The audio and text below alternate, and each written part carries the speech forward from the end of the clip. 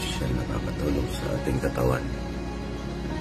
Lahat ng karamdaman, kaya niyang kontrolin.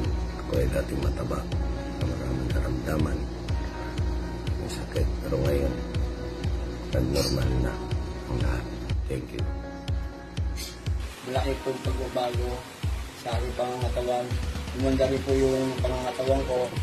At maraming salamat po sa Genesis tablet. Maraming po salamat talaga po dito. Gusto ko lang po magpasalamat sa Genesis Spirulina po. Isang linggo pa lang po akong nainom nito. Simula po nang inumin ko to, nawala na po yung pangangati at yung pong sugat ko na matagal gumaling ay okay na din po siya. Kailangan lang nga tuloy-tuloy ang pag-inom.